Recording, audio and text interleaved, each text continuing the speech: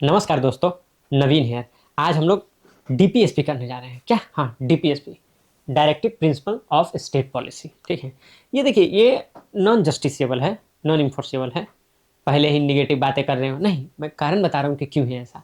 क्योंकि जब इसमें आप देखेंगे कि इसमें whatever things like no mention in this part, तो इसमें ये बताया गया ना कि सोशल, क्या, हाँ, सोशल एंड इकोनॉमिक। तो सोशल एंड इकोनॉमिक डेमोक्रेसी को इसमें डेमोक्रेसी को इसमें क्या किया जाएगा?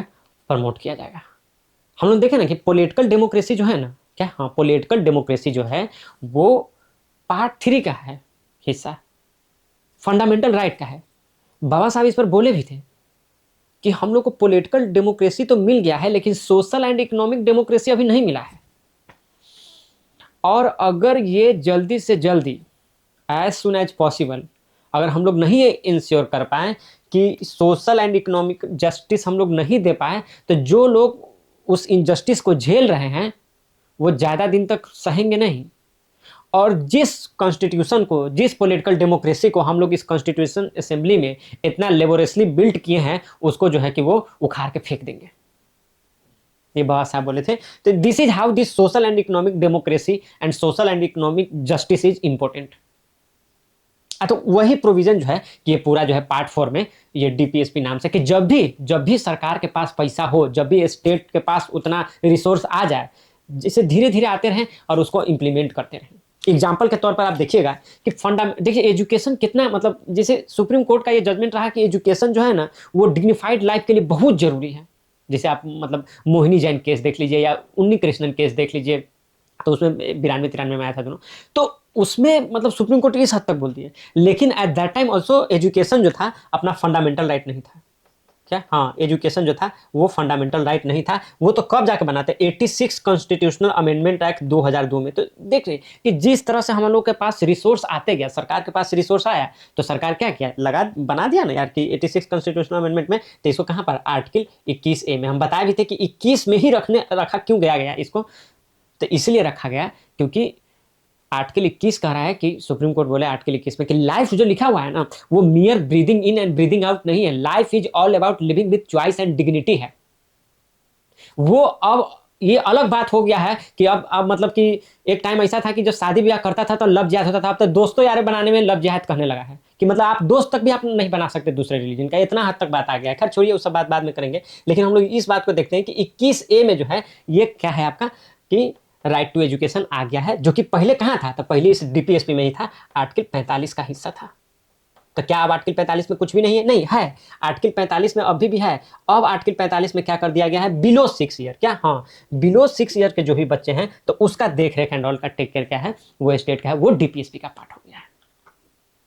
समझे बात को? तो यहां हम लोग को देखना है कि जैसे जैसे हमारे सरकार के पास रिसोर्स होगा तो हमारा गवर्नमेंट जो है कि इसको लागू करेगा।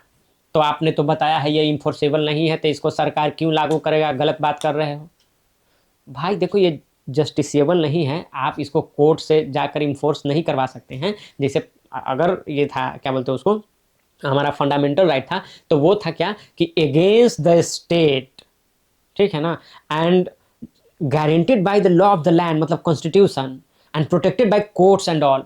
तो वो इतना इसमें नहीं है। तो वो justiciable, for this and that was called justiciable. और ये जस्टिसेबल नहीं है क्योंकि इसके लिए आप कोर्ट नहीं जा सकते हैं। लेकिन हैविंग सेड दैट, 5 साल में ये नेता लोग तो आपके पास आएंगे ना। जब नेता लोग का काम है डीपीएसपी को एज सुन एज लागू करना एंड एज मच एज लागू करना, और वो नहीं लागू करे 5 साल बाद उखाड़ के फेंक दीजिए उसको। समझे ना बात को? तो इसीलिए तो वो है जस्टिसेबल, कोर्ट में नहीं है लेकिन जनता के दरबार में तो है ना। समझे? तो उस तरह से आप इसको लीजिए। वो देखिए, फंडामेंटल राइट की अगर आप बात करेंगे सर, अगर आप फंडामेंटल राइट की अगर बात करेंगे तो वो क्या था, तो वो निगेटिव ऐसा था स्टेट पर। ये है, क्या बोलते हैं, स्टेट पर रिस्ट्रिक्शन था कि आपको नहीं स्नैच करना है इंडिविजुअल का राइट्स। लेकिन ये जो है ना डीपीएसपी की अगर बात करेंगे तो ये पॉजिटिव है। कैसे? तो ये स्टेट को बोलता है कि सर ये कर दीजिए, जैसे यूनिफॉर्म सिविल कोड ला दीजिए, ये बात करता है। यह बात करता है कि equal pay for equal work, ये आप एस्टेब्लिश कर दीजिए। ये बात करता है कि लिविंग स्टैंडर्ड आप लोगों का बढ़ा दीजिए, न्यूट्रिशन लेवल बढ़ा दीजिए, लिविंग स्टैंडर्ड बढ़ा दीजिए, न्यूट्रिशन लेवल बढ़ा दीजिए, इंटॉक्सिकेटिंग लिक्विड जो इधर उधर बिक रहा है उसको बंद कीजिए, हेल्थ का ख्याल रखिए। तो ये सब बात कहता है सरकार को, ये आप कीजिए। तो ये पॉजिटिव बात होता है यहाँ पर। समझे बात को। तो अब आप देखिए, चलिए हम लोग करते हैं, देखते हैं। देखिए डीपीएसपी, डॉक्टर अंबेडकर जो है डीपीएसपी के बारे में क्या बोलते हैं वो आप सुन लीजिए थोड़ा सा। ये कह रहे हैं कि DPSP are the novel feature of the constitution. आप सुनिए, एकदम नोवेल फीचर है, यूनिक, पवित्र, अननेसेसरी। तो ये चीज़ है। तो ये कहते हैं डॉक्टर अंबेडकर। तो इसको आप याद रख लीजिए। कोई भी क्वेश्चन का आंसर आप लिखना शुरू कीजिएगा ना, तो आप अगर ये फीचर में अगर ये देख लीजिएगा तो ये फीचर बड़ा हैंडी रहता है। ये बेसिक है, इसको मतलब आप इसको इग्नोर नहीं कर सकते। लगभग ये तो प्रीलिम्स कहता है, तो उसी में सबको पता रहता है। तो जैसे ये देख लीजिए, तो पार्ट 4 में है ये, आर्टिकल 36 से 51 तक है। ठीक है, असर क्या, सोशियो इकोनॉमिक डेमोक्रेसी, यही हम बात किए अभी, शुरुआत हम इसी से किए थे। उसका देखिए, promote welfare state, welfare state को प्रमोट करता है। Ideal to be followed by the state, हाँ तो ये स्टेट को फॉलो करना है। देखिए ये क्या कर रहा है ना, ideal to be followed by state, यही आपका आर्टिकल 37 में कर रहा है। ये आर्टिकल 37 में कह रहा है इस बात को कि ये जस्टिसेबल नहीं है, लेकिन ये गाइडिंग लाइट की तरह है स्टेट के लिए। स्टेट मस्ट फॉलो दिस, सुन रहे हैं। तो वो ये यहीं पर लिखा है कि ideals to be followed by state, तो यही आर्टिकल 37 का पार्ट है। अब ये देखिए, नॉन इन्फोर्सिएबल, ये भी आर्टिकल 37 में लिखा है कि ये इन्फोर्सिएबल नहीं है। फिर लिखा है moral obligation on the state, ये भी बात क्या है, आर्टिकल 37 का ही हिस्सा है। आप देख लीजिए। अब कह रहा है कि reflection of the preamble, justice, social, economical and political, ये आपका 38(1) का हिस्सा है। क्या, हाँ ये आपका क्या है, 38(1) का हिस्सा है। ठीक है, आप इसमें भी देखिएगा कि जो ये आर्टिकल जो है ना, स्टार्ट तो हुआ है 36 से लेकर 51 तक, लेकिन 36 में कोई ये बात नहीं कर रहा है डीपीएसपी का। 36 में वो स्टेट को डिफाइन कर रहा है, जो कि हम लोग आर्टिकल 12 में किए थे स्टेट को डिफाइन। चमका भारत नहीं याद आ रहा है? अरे बताए थे ना, पार्लियामेंट, जिसे स्टेट का डिफिनेशन क्या बताए थे कि पार्लियामेंट हो, समझे, या central GOI government of India हो, या अपना लेजिस्लेचर हो, या स्टेट गवर्नमेंट हो, या लोकल अथॉरिटी हो, या आउटसाइड भी इंडिया या इंडिया के अंदर कोई अथॉरिटी हो जो कि गवर्नमेंट ऑफ इंडिया कंट्रोल करता हो, तो ये सब ना स्टेट का हिस्सा आ जाता है। ठीक, क्या प्राइवेट कभी स्टेट का हिस्सा नहीं हो सकता? नहीं, देखिए प्राइवेट जो भी ये है ना बॉडी है, वो भी स्टेट का हिस्सा हो जाता है सम मतलब सिचुएशंस में, उसके लिए सिचुएशन अलग होता है, लेकिन वो भी हो सकता है।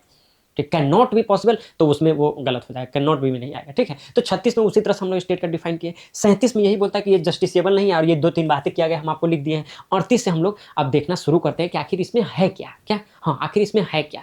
तो आप देखिए कि 38(1) में क्या कहा है कि ये जस्टिस है, सोशल, इकोनॉमिक, पॉलिटिकल, यही तो प्रीएम्बल का हिस्सा था। तो वही लिखा हुआ कि रिफ्लेक्शन ऑफ प्रीएम्बल है। अब देखिए, आज इस प्रीएम्बल को आप बोल रहे हैं कि फिलोसफी ऑफ कॉन्स्टिट्यूशन, और ये रिफ्लेक्शन ऑफ प्रीएम्बल हो गया, तो ये भी तो हो गया ना फिलोसफी ऑफ कॉन्स्टिट्यूशन, कि कॉन्स्टिट्यूशन चाहता क्या है, what is the aim and ambition, aspiration of founding father. यही है फाउंडिंग फादर का एस्पिरेशन, कि ऐसा देश हो मेरा, जैसा गाना नहीं सुने होंगे कि मोर पपिया तोता कोयल 10 रंग के बोली निकाले, तो वैसा देश है मेरा। तो वैसा देश मेरा, तो वो जो फाउंडिंग फादर थे ना, तो ऐसा देश चाहते थे जहाँ पर कि जस्टिस, सोशल, इकोनॉमिकल और पॉलिटिकल हो, और ये जो और ज़्यादा जो इसमें बातें लिखी गई है, वैसा देश चाहते थे वो। तो देखते हैं कि फाउंडिंग फादर कैसा देश चाहते थे, हम लोग एक एक करके देखते हैं। अब देखिए, आप इसमें ना सोशलिस्ट, गांधीयन एंड लिबरल्स, इसमें ऐसा, अच्छा ये कॉन्स्टिट्यूशन में अलग अलग भी कर दिया गया है? नहीं, कॉन्स्टिट्यूशन में अलग अलग नहीं किया है। ऐसे ही देख के लगता है ना प्राइमा फेसी पर कि अच्छा हाँ, अब जैसे आर्टिकल 40 का बात करेगा कि भाई कि मतलब ग्राम स्वराज होना चाहिए, तो ऑब्वियसली ये बापू बोले हैं, तो उसको कहाँ गांधीयन में रख दिए। तो उस तरह की जो बातें हैं, तो इस तरह से करके एक सोशलिस्ट वाला जैसे ना कि रिसोर्सेज पर ये होना चाहिए, इक्वली डिस्ट्रीब्यूटेड होना चाहिए, समझे, तो उस तरह से सोशलिस्ट में आ गया। लिबरल्स जैसे uniform civil code and all, ठीक है, हम मोनूमेंट्स एंड ऑल का भी प्रोटेक्शन करेंगे। हाँ, उसके बाद आप देखेंगे कि पूरा वर्ल्ड में शांति होना चाहिए। तो उस तरह के एकदम बातें जो हो, लिबरल्स वाला बात, ठीक है ना। आप देखिए कि लिबरल्स वाला चीज़ें जो है ना कि वो अलाइन होगा आपको गुरुदेव से, ठीक है ना। तो उस तरह से रविन्द्रनाथ टैगोर से, तो उस तरह से आप उसको लिबरल्स में ले जाइएगा, ठीक है। तो ये चीज़ है, गांधीयन है, और ये मतलब सोशलिस्ट है, ठीक है। अब आइए चलिए, हम तो ये आप देख लीजिए ये क्लासिफिकेशन। अब हम लोग ना एक एक करके देखते हैं, और आप जल्दी जल्दी देख लेंगे। अब नेक्स्ट लेक्चर में ना हम पढ़े मतलब एक एक करके आपको सारा कुछ लिख देंगे, आर्टिकल भी लिख देंगे शॉर्ट फॉर्म में, कि वो आपको एकदम याद रहे, एकदम एग्जाम में कहीं पर भी आए कनेक्ट हो तो आप लिख पाएँ। तो वो हम नेक्स्ट लेक्चर में कर देंगे। इस लेक्चर में फिर क्या करोगे, अभी से हम लोग ये करेंगे ना कि एक एक करके एक एक लाइन जो है ना सभी आर्टिकल पर हम लोग बात कर लेते हैं, जितना हो पाएगा इस लेक्चर में, ठीक है। तो चलिए अब हम लोग शुरू करते हैं। तो देखिए 36 और 37 के बारे में तो हम आपको बता दिए। अब हम ना 38 से शुरू करते हैं, ठीक है ना, आर्टिकल 38 से। तो आर्टिकल 38 में देखिएगा क्या, हाँ, तो आर्टिकल 38 के एक एक तो वहीं पर देख लीजिए। और आर्टिकल 38 का जो सेकंड में है ना, तो ये बोलता है क्या, हम लोग ना रिड्यूस करेंगे इनइक्वालिटीज को। क्या, हाँ, हम लोग रिड्यूस करेंगे इनइक्वालिटीज को। तो किस टाइप के इनइक्वालिटी को, तो किस टाइप के इनइक्वालिटीज को हम लोग रिड्यूस करेंगे? तो आप देखिए, तो इनइक्वालिटीज इनकम के बेस पर जो इनइक्वालिटी होगा, ठीक है ना। तो इनकम के बेस पे इनइक्वालिटी होगा, स्टेटस के बेस पे जो इनइक्वालिटी होगा, समझ रहे हैं ना। तो उस सबको क्या करेंगे हम लोग, उसको रिड्यूस करेंगे, उसको हम लोग मतलब आगे ज़्यादा नहीं बढ़ने देंगे। तो ये इस चीज़ तो ये जो लॉ है ना, तो ये ऐसा नहीं था कि पहले से था, इसको ना 46 कॉन्स्टिट्यूशनल अमेंडमेंट एक्ट, क्या हाँ 46 कॉन्स्टिट्यूशनल अमेंडमेंट एक्ट, हाँ 44th कॉन्स्टिट्यूशनल अमेंडमेंट है 1978 को, आपको पता होगा ना, मोरारजी देसाई वाला गवर्नमेंट जो था, तो वो लेकर आया इसको, क्या हाँ वो लेकर आए इसको। और देखिएगा कि जैसे ही ये लॉ लेकर आए ना, देखिए आप एक चीज़ समझ आइए कि जैसे ही डीपीएसपी में चेंज होगा तो समझिए कुछ कानून बदलने वाला है। तो जैसे ही आया ना ये 44th कॉन्स्टिट्यूशनल अमेंडमेंट, वैसे कानून बदला और सीधा रेड छापामारी शुरू कि भाई जो जो ऐसा इलीगल ढंग से जो वेल्थ कंसंट्रेट करके रखे हो ना, चलो सब निकालो यहाँ से, टैक्स उस टाइम पर जमा करो, हटाओ पहले, ठीक है। पीछे से भी नियम कानून है रेट्रोस्पेक्ट में। आप देखिए ये टैक्स वाला कानून है ना, ये टाइम बैक में ट्रैवल कर सकता है, क्रिमिनल वाला नहीं कर सकता है, हम पिछले लेक्चर में बताए थे, लेकिन ये टैक्स वाला कर सकता है। तो ऐसा सब कुछ करके जो है कि मतलब रेड वुड मार्क है, ये जो है इनइक्वालिटी को रिड्यूस करना शुरू कर दिए थे। तो इस तरह से आप देख रहे हैं कि डीपीएसपी कितना इंपॉर्टेंट होता है कि भाई कि लॉ बनाना है, फिर यहाँ से चेंज करके इसके अकॉर्डिंग ये कर, जैसे बिहार में भी देखिएगा शराबबंदी एंड ऑल है, तो क्या है, तो आर्टिकल 47 से ही वहाँ से वो इंस्पिरेशन लेते हैं, ठीक है। तो ये आपका हो गया क्या कि ये 38 का 2 हो गया। अब आप देखिए ना 39 का बात कीजिएगा ना, तो 39 में देखिएगा कि 39 में बहुत सारा बात मतलब किया गया है। जैसे 39 के ए में देखिएगा तो ये लाइवलीहुड की बात की है, क्या हाँ,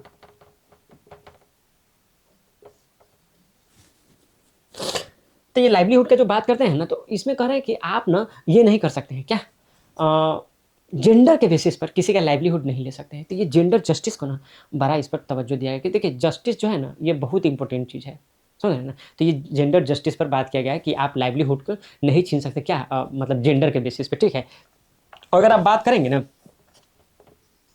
बी में, तो बी में बोलता है ना कि रिसोर्सेज इस तरह से, क्या हाँ, रिसोर्सेज हमारा इस तरह से डिस्ट्रीब्यूट होना चाहिए ना, मटेरियल रिसोर्सेज, कि वो कॉमन मासेज को सर्व करे, क्या हाँ, वो कॉमन मासेज को सर्व करे, इस तरह से हमारा रिसोर्सेज का डिस्ट्रीब्यूशन होना चाहिए। तो ये आपका बी में बोलता है। सी में देखिएगा तो सी में कहता है कि कंसंट्रेशन ऑफ वेल्थ, क्या हाँ, कंसंट्रेशन ऑफ वेल्थ ना नहीं होना चाहिए, कि ऐसा कानून सरकार नहीं बनाए कि जिससे क्या हो कि कंसंट्रेशन ऑफ वेल्थ होना शुरू हो जाता है। ये ठीक बात नहीं है, ये बोलता है। डी जो 39 का डी है ना, वो सबको पता रहता है, equal pay for equal work, तो ये सबको पता रहता है कि हाँ कि अगर इक्वल काम किया गया है तो उसके इक्वल पैसा मिलना चाहिए, तो सबको पता है। ई में ये कहता है ना, आप 39 का ई देखिएगा तो इसमें ये कहा जाता है ना कि देखिए कि हम किसी से इतना ज़्यादा काम नहीं करवा लें, क्या हाँ, हम वर्कर का, चिल्ड्रेन का, ठीक है, इस सब का ख्याल रखें, और किसी भी वर्कर से, किसी भी मतलब आदमी से इतना ज़्यादा काम ना करा ले कि उसको हेल्थ का ना इरिपेबल डैमेज हो जाए।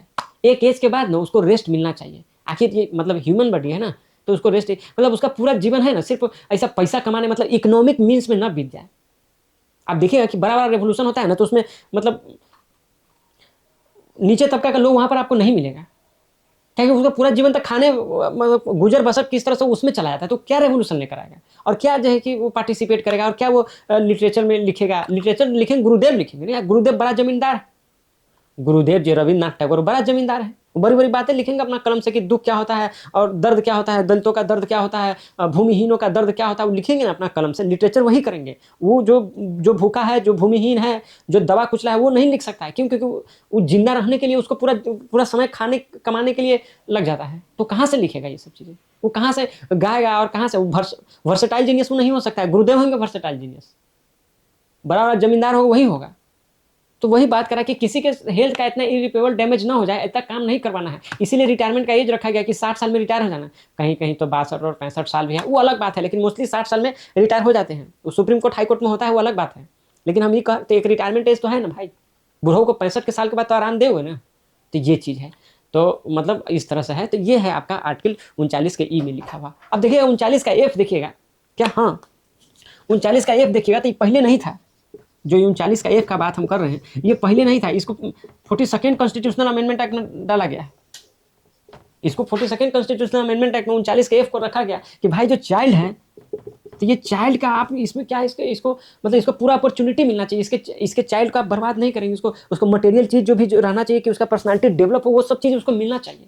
आप देखिएगा हम बोल रहे होंगे तो आपको बचपन की बातें याद आ रही होंगी कि बचपन में हम पढ़े थे कि आर्टिकल 24 भी हमारा यही कहता था कि चाइल्ड लेबर एंड ऑल सब नहीं होना चाहिए, है कि नहीं, याद आ रहा है कि नहीं। तो ये दोनों में कनेक्शन है मेरे दोस्त, कि बच्चा लोग को जो है ना पूरा का पूरा एकदम अपॉर्चुनिटी मिलना चाहिए। जो नहीं बोलते हैं किसे, तुम ही भविष्य हो मेरे भारत विशाल के, इस देश को रखना मेरे बच्चों संभाल के। तो बच्चा देश को कैसे संभाल के रखेगा जब बच्चा को आज संभालने के नहीं आप रख रहे हैं। तो इसके लिए तो आपको देना पड़ेगा ना, उसको बेटर एजुकेशन देना पड़ेगा, हेल्थ फैसिलिटी देना पड़ेगा, न्यूट्रिशन देना पड़ेगा, तब ना जाके बच्चा निकलेगा और आपके देश को संभालेगा, कल का नेता होगा वो। तो ये बात हम आपको कहना चाह रहे थे। यही तो ये आर्टिकल सब में लिखा हुआ है कि आर्टिकल 24 में देखिए फंडामेंटल राइट में और आर्टिकल 39 के एक्ट में। चमका भारत।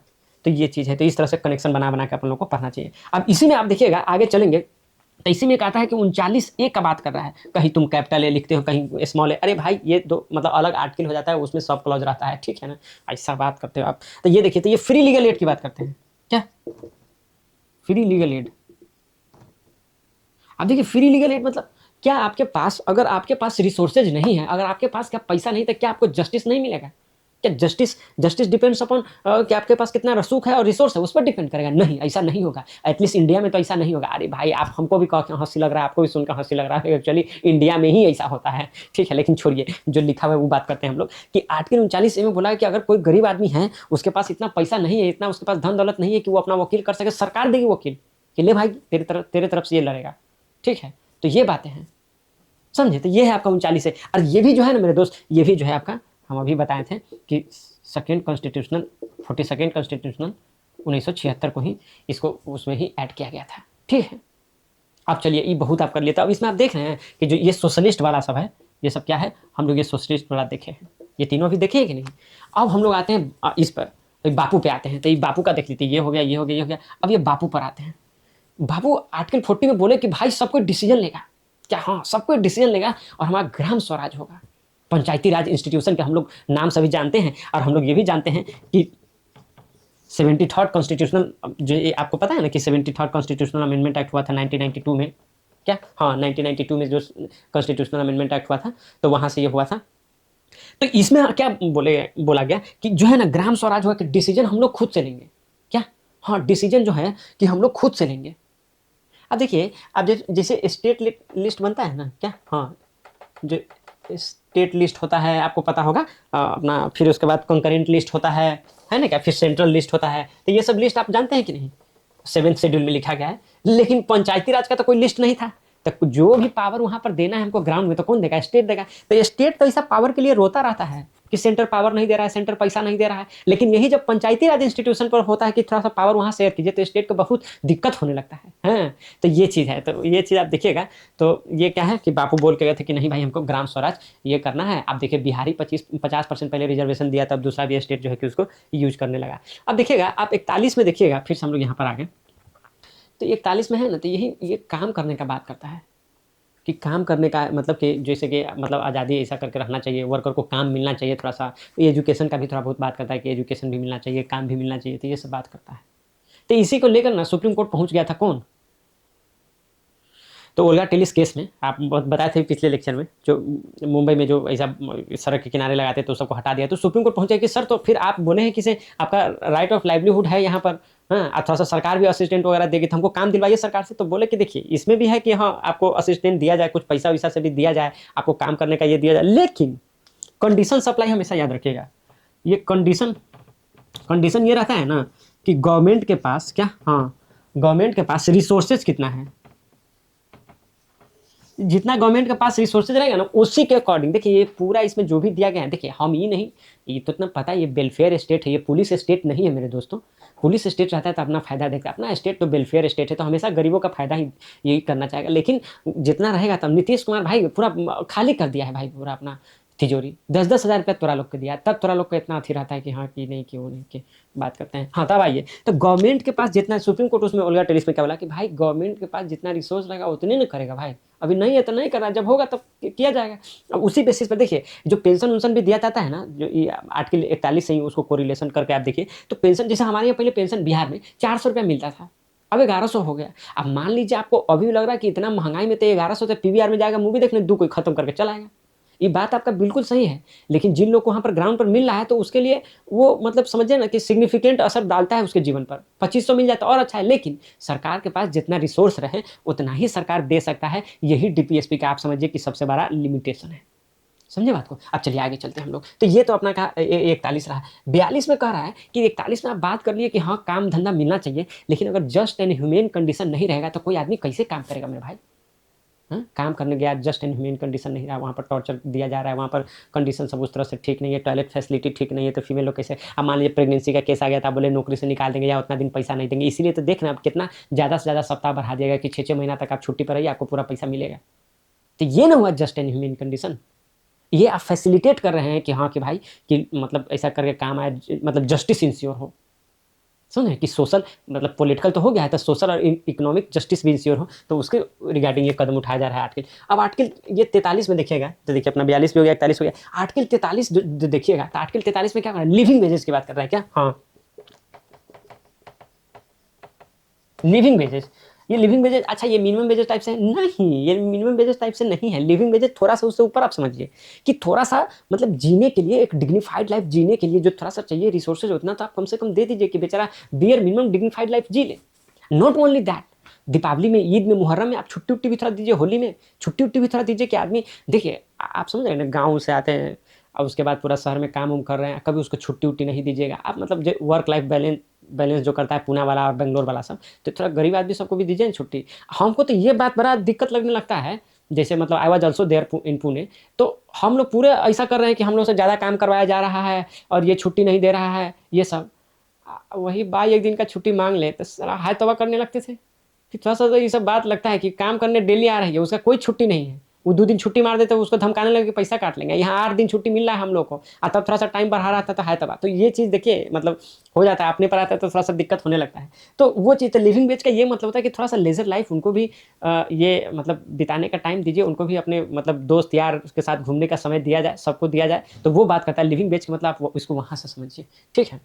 अब आप देखिएगा कि ये क्या कहाँ गया अपना, ये हो गया बताते, हाँ ये 43 का ए, अब ये भी क्या, हाँ ये 43 का ए जो है, तो ये भी आपका क्या है, 42nd कॉन्स्टिट्यूशनल अमेंडमेंट एक्ट 1976 से ही आया है, ठीक है। तो इसमें क्या कहा गया है, इसमें ये कहा गया है कि वर्कर लोग को भी पार्टिसिपेट करना चाहिए। कहाँ पर भाई पार्टिसिपेट करना चाहिए, तो वो जो मैनेजमेंट है, जो ऐसा मैनेजमेंट है उसमें वर्कर लोग को भी पार्टिसिपेट करना चाहिए, तो वो बात है, ठीक है। तो वो कहाँ पर 43 के ए में लिखा हुआ है। अगर आप 43 का बी देखिएगा, हाँ तो ये भी क्या 42nd कॉन्स्टिट्यूशनल अमेंडमेंट एक्ट से आया है, नहीं मेरे दोस्त, ये आया है 97 कॉन्स्टिट्यूशनल अमेंडमेंट एक्ट से, जो कि आया है अपना 2011 में, ठीक है। तो ये फिर बापू वाला हो गया, हाँ ये बापू वाला हो गया, क्यों, क्योंकि इसमें कोऑपरेटिव का फॉर्मेशन का बात कर रहा है क्या, हाँ कोऑपरेटिव का फॉर्मेशन का बात कर रहा है। तो फॉर्मेशन का बात तो हम लोग पहले भी क्या करते थे, कहाँ पर आपको इतना याद है, हाँ तो हम लोग कहाँ बात करते हैं, एसोसिएशन का बात हम लोग करते हैं, आर्टिकल आर्टिकल 19 के 1 का उसका देखिएगा, सब क्लॉज 1 के सी में देखिएगा, तो एसोसिएशन का बात होता है। और यहाँ पर भी वही बात हो रहा है कि हम लोग ना कोऑपरेटिव एंड ऑल, तो वहाँ से भी हम लोग उसको कोऑपरेटिव वगैरह बना सकते थे, ऐसा नहीं है कि ये नहीं आता तो हम लोग कोऑपरेटिव बना नहीं सकते थे, लेकिन थोड़ा सा स्पेसिफिक उसको अलग से ये देने के लिए हम लोग यहाँ पर मतलब इसको ये किए हैं, ठीक है ना। तो जब कोऑपरेटिव की बात आती है ना, तो एक दो बात जो आती है वो आपको याद रखना है क्या, तो देखिए कोऑपरेटिव में क्या होता है ना, तो ये बोलता है क्या, जिसका फॉर्मेशन जो होना चाहिए ना, तो वो वॉलेंटरी फॉर्मेशन होना चाहिए कोऑपरेटिव का, कि सबको ऐसा करके साथ में इस तरह करके आए। जो उसका फंक्शनिंग होना चाहिए ना, तो उसका एकदम ऑटोनोमस फंक्शनिंग होना चाहिए, और जो उस पर कंट्रोल होना चाहिए ना, एकदम डेमोक्रेटिक कंट्रोल होना चाहिए, और जो उसका मैनेजमेंट होना चाहिए ना, एकदम प्रोफेशनल मैनेजमेंट होना चाहिए। ये कोऑपरेटिव में बात किया गया है, समझ गए, जो कि हमारा क्या है, तो आर्टिकल आर्टिकल 43 का बी कह रहा है। ये बापू ना बोलते थे कि इस तरह से बनाओ और खुद को एकदम मतलब ऐसा स्वराज लेकर आओ, और ये सब की बात करते थे ना कि हम लोग किसी पर डिपेंडेंट ना रहें, तो ये हो गया। तो ये आप देख लीजिए 43 का बी ही हो गया। अब 44 में आइएगा, तो ये लिबरल इंटेलेक्चुअल हम लोग पहली बार इन कर रहे हैं, तालिया तालिया। तो देखिए आर्टिकल 44 में आइएगा, तो ये कहता है यूनिफॉर्म सिविल कोड लाने के लिए। ये यूनिफॉर्म सिविल कोड क्या है, अच्छा हाँ ये मुसलमानों के लिए अलग कानून है, उसकी बात कर रहे हो। अरे भाई देख लो भाई, मुसलमानों के लिए या सिख के लिए या ईसाई के लिए या हिंदू के लिए कोई अलग कानून नहीं है। देखिए हम जो बता रहे हैं उसको सुनिए, जो क्रिमिनल जो लॉ है, ठीक है ना, जो क्रिमिनल केसेज है वो सबके लिए बराबर है।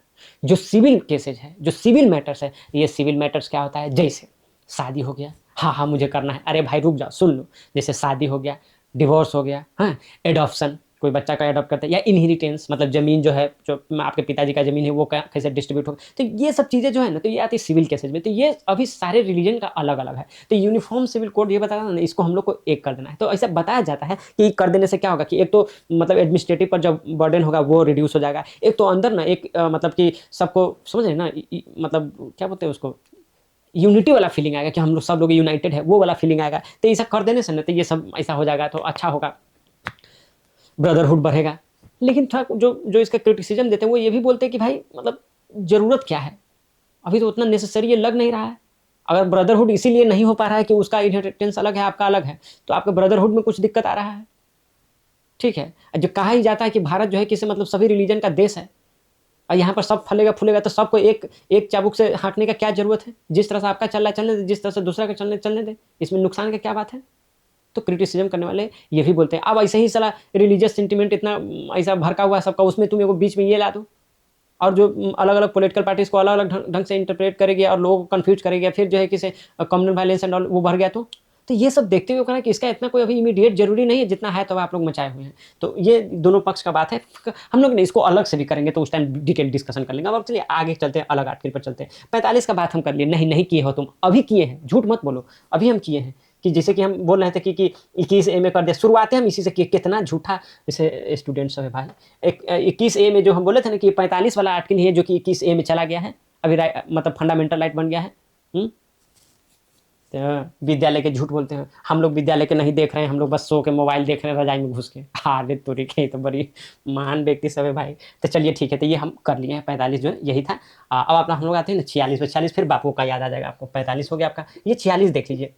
46 में क्या है कि बापू पहले से बोलते आ रहे हैं कि भाई SC ST का एजुकेशनल और इकोनॉमिकल मतलब कि इंटरेस्ट को हमेशा आपको ध्यान में रखना है। तो क्या सिर्फ SC ST के लिए बापू बोले थे? हाँ, और बीकर सेक्शन की भी बात किए थे। ओह हाँ, EWS का मतलब ठीक है, अब EWS भी उसमें आ गई है। मतलब हाँ, बट बीकर सेक्शन में यही था कि जो भी समाज का दलित है, पिछड़ा है, जो छूट गया है पीछे, तब EWS जो कि आप समझिए आर्थिक आधार पर वो लोग भी पीछे छूट गया है, तो आप समझिए उसका भी बात किए थे, तो सबका बात किए थे। तो यही आर्टिकल क्या आपका 46 में यही कहता है कि उसके इकोनॉमिक और एजुकेशनल इंटरेस्ट का आपको ध्यान रखना है। ठीक है, तो चलिए अब हम लोग देखते हैं 47 का बात करते हैं। 47 का बात तो हम हमेशा करते रहते हैं, प्रशांत किशोर को भी याद करते रहते हैं। क्या? हाँ भाई, जो इंटॉक्सिकेटिंग जो है, नहीं बोलता कि इंटॉक्सिकेटिंग लिक्विड जो है या ड्रग्स जो है, तो ये आपके आसपास नहीं मिलना चाहिए। नहीं, हम तो प्रशांत किशोर हैं, हम तो सबको देंगे पीने के लिए, तो ये गलत बात हो जाएगा। DPSP इसका इजाज़त नहीं देता है, और बापू तो खासकर नाराज़ हो जाएंगे आपसे। प्रशांत जी आप बिल्कुल ऐसा मत कीजिए, ठीक है। तो ये है, तो क्या सिर्फ यही बात 47 में नहीं, इसके अलावा भी है कि आपका लिविंग स्टैंडर्ड अच्छा होना चाहिए। ये बात भी 47 में किया गया है। 47 में यह भी बात किया गया है कि आपका न्यूट्रिशन का लेवल जो है ना, वो थोड़ा सा ऊपर होना चाहिए। ये सरकार का काम है, जैसे mid day meal and all ला दिया, तो क्या है, सरकार का काम है, तो सरकार किया ना इस पर। जैसे जॉब वॉब देने वाला पर है ना, क्या आप तो उसको क्या बोलते हैं, बीवी और जी राम जी हो गया है ना, ठीक है ना, विकसित भारत एंड जी राम जी, तो वो हो गया। MNREGA and all, Atal pension and all, कैसे सरकार लेकर आई। तो उसी तरह यहाँ पर भी लाने के लिए मतलब क्या हुआ कि सरकार लेकर आई कि हाँ कि भाई कि हम सरकार लेकर आए कि आपका इंप्रूवमेंट ऑफ हेल्थ हो जाए, न्यूट्रिशन अच्छा हो जाए, लिविंग स्टैंडर्ड बढ़ जाए, और ये इंटॉक्सिकेटिंग लिक्विड से और ड्रग्स से आप दूर रहे। तो ये सब काम हम लोग ये 47 में किए, यही तो बापू बोलते थे। 48 में देखिए, तो 48 में वही 48 वाला बड़ा इंपॉर्टेंट उस पॉइंट ऑफ व्यू से है कि इसमें ये बोला ये गया है कि आपको ना एग्रीकल्चर को थोड़ा सा इसमें बढ़ावा देना है, और एनिमल हस्बेंड्री को इसमें मतलब इसे प्रमोट करना है। आप जैसे इंटीग्रेटेड फार्मिंग की आप बात करते होंगे कि सब कुछ इंटीग्रेटेड रहे तो वो बड़ा रिजिलियंट हो जाएगा, फिर आप मतलब सदमा बर्दाश्त कर पाएंगे, है कि नहीं। सब कुछ जोड़ लीजिए, जैसे पोल्ट्री फार्म हो गया, अपना खेती भी चल रहा है, मुर्गा पालन भी चल रहा है, फिशरी भी आप कर रहे हैं साइड में, ठीक है ना, सेरिकल्चर एंड ऑल। तो वो सब कुछ अगर आप कंबाइन करके करेंगे ना, तो वो एनिमल हस्बेंड्री एंड मतलब एग्रीकल्चर का इसमें बात किया गया। अब 48 का ए भी देखिएगा ना, तो ये भी बड़ा इंपॉर्टेंट रहता है, ठीक है ना। क्या? हाँ, 48 का ए भी जो है वो भी बड़ा इंपॉर्टेंट है। तो इसमें ये कहा गया है कि हम लोग एनवायरनमेंट को प्रोटेक्ट करेंगे। क्या? हाँ, क्या करेंगे हम लोग? एनवायरनमेंट को प्रोटेक्ट करेंगे, ठीक है। तो अब ये देखिएगा, जब एनवायरनमेंट को प्रोटेक्ट करने की बात आती है, ठीक है, तो ये भी है ना क्या 48 का ए जो हम बात कर रहे हैं अभी, तो इसको भी क्या है, as usual 42nd constitutional amendment act 1976 से ये लाया गया, और ये बोलता है कि हमको एनवायरनमेंट का प्रोटेक्शन देना है हमको, और हमको वाइल्ड लाइफ को भी हम प्रोटेक्ट करेंगे। क्या? हाँ, वाइल्ड लाइफ को भी प्रोटेक्ट करेंगे, और फॉरेस्ट को भी प्रोटेक्ट करेंगे। गजबे प्रोटेक्शन हो गया भाई, बहुत ज़्यादा प्रोटेक्शन कर दिया। अब देखिएगा, तो इसमें ना आप ये तो है क्या, किसके लिए ये है, ये स्टेट के लिए है, ये स्टेट के लिए है कि सरकार ये सब करेगी, लेकिन हम लोगों का भी एक रिस्पॉन्सिबिलिटी है ये सब ये करने का। हाँ हाँ, लेकिन हम कर नहीं पा रहे हैं, तो ये सब ये करना चाहिए, ये ठीक है ना। लाइफ मिशन मोदी जी जो लेकर आए थे कि life style for sustainable environment and all, है कि नहीं। तो उस तरह से हम लोग को भी लाइफ स्टाइल इस तरह से रखना चाहिए कि इन्वायरमेंट को हम लोग प्रोटेक्ट करके रखें। आप देखिएगा ना, तो 51(1)G में जो है ना, तो ये पूरा बात मेंशन किया गया है कि भाई कि हम लोग को ये एनवायरमेंट एंड ऑल को प्रोटेक्ट। ये बहुत अच्छा बात लगता है ऐसा कि ये देखिए, ये आपका क्या हो गया, ये आपका फंडामेंटल ड्यूटीज हो गया, ये आपका फंडामेंटल ड्यूटीज हो गया एज ए सिटीजन। देख लीजिए, ये विदेशिया को नहीं, आपके देश में आप है तो आपके लिए है ये फंडामेंटल ड्यूटीज, और ये सरकार के लिए directive principle of state policy की, ये सरकार को ध्यान में रखना है कि भाई हमको इन्वायरमेंट का, फॉरेस्ट का, वाइल्ड लाइफ को प्रोटेक्शन देना है। तो ये सब चीज़ आप देखें कि हम दोनों के ऊपर रिस्पॉन्सिबिलिटी आ गया है। तो ये है आपका क्या 48। अब आप 49 की बात कीजिएगा तो वो तो ये बड़ी-बड़ी बातें बड़ा पाव खाते वाला बात हो जाता है कि हम मॉन्यूमेंट्स एंड ऑल ये सब का जो है कि धरोहर सबका है, वो सबका सुरक्षा करेंगे और ये सब अब ताजमहल पर अटैक करना शुरू कर दिया है, ठीक है? तो वो चीज़ें हैं। लेकिन हम फिर एक बात बोलेंगे जो वैशाली में जो है ना स्तूपा एंड ऑल, तो ये बात जो है ना कि वहाँ का जो भी डीएम उएम हो अभी, तो वो सबको थोड़ा-सा देखना चाहिए। बड़ी स्थिति वहाँ पर खराब है, तो ये सब चीज़ों को हम लोग को प्रोटेक्ट करके रखना चाहिए। तो वो सब भी क्या है अपना आर्टिकल 49 में ही आ जाएगा, ठीक है? अब आप देखिएगा 50 में, तब 50 में सेपरेशन ऑफ पावर की बात की जाती है, जैसे जुडिशरी है और मतलब इसे लेजिस्लेटिव है, ठीक है? और फिर अपना क्या है जुडिशरी हो गया, लेजिस्लेटिव हो गया और एग्जीक्यूटिव है। तो ये सब क्या है ना कि पावर थोड़ा-सा अलग-अलग सेपरेटेड, तो सेपरेशन ऑफ पावर रहना चाहिए और ये थोड़ा-सा चेक्स एंड बैलेंस भी बना रहे। तो क्या है, तो हम लोग ये आर्टिकल 50 में उसका बात करते हैं, ठीक है? 51 में बात करते हैं तो इंटरनेशनल पीस एंड ऑल का बात करते हैं। वो तो वेनेजुएला पर अटैक कर दिया अमेरिका, वो अलग बात है, लेकिन ऐसा होना नहीं चाहिए। तो उस सब का बात जो है ना हम लोग आर्टिकल 51 में करते हैं। वीडियो थोड़ा-सा लंबा हो गया and thank you very much for watching till now. तो आप लाइक कर दीजिए वीडियो को और चैनल को सब्सक्राइब कर लीजिए। क्यों? क्योंकि नेक्स्ट लेक्चर में हम क्या करेंगे, जो भी हम अभी ऐसा बकर बोले हैं, तो सबको हम आपको लिख के नोट दे देंगे, एकदम शॉर्ट नोट टाइप से देंगे कि आप भी एक बार देखिएगा तो आपको भी इस तरह से मेरे तरह से पूरा आर्टिकल जो है कि एकदम याद रहेगा और जहाँ पर जिस तरह से कंटेंट में जरूरत पड़ेगा, अगर डीपीएसपी डायरेक्ट भी नहीं पूछा फिर भी आप बहुत जगह इसका यूज कर सकते हैं, ठीक है ना? तो बस ठीक है, take very good care of your health. Naveen Kumari signing off, bye bye and take care.